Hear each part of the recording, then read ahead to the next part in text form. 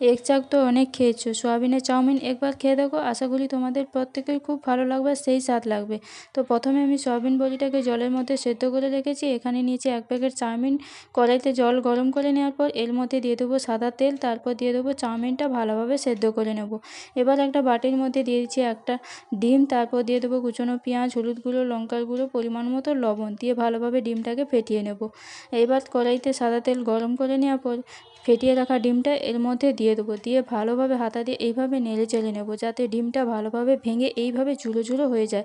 সুন্দর করে ঝুড়ো ঝুড়ো হয়ে গেলে এবার আমি দিয়ে দেবো সোয়াবিন। সোয়াবিনটা আগের জলে যে ভিজিয়ে রেখেছিলাম সেটা আমি এর মধ্যে দিয়ে দিচ্ছি। দিয়ে ভালোভাবে সুন্দর করে ভেজে নেব, যাতে করে সোয়াবিনটা ভালোভাবে ভাজা হয়ে যায়, এর মধ্যে থেকে জলটা শুকিয়ে যায়।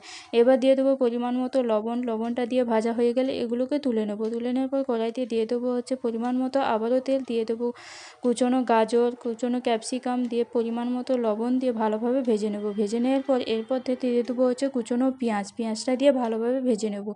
ভাজা হয়ে গেলে এর মধ্যে দিয়ে দেবো সয়াবিন আর ডিমটা যে ভেজে রেখেছিলাম সেটা আমি এর মধ্যে দিয়ে ভালোভাবে নেড়ে চেড়ে নেব। নাড়ানো হয়ে গেলে, ভাজা হয়ে গেলে সবজিগুলো এর মধ্যে দিয়ে দেবো সেদ্ধ করে রাখা চাউমিন, তারপর দিয়ে দেবো গোলমরিচের গুঁড়ো, তারপর দিয়ে দেবো টমেটোমের সস। দিয়ে ভালোভাবে হাতা দিয়ে নেড়ে চেড়ে নেব, যাতে সস আর টমেটো আর সবজিগুলো ভালোভাবে চাউমিনের সঙ্গে মিশে যায়।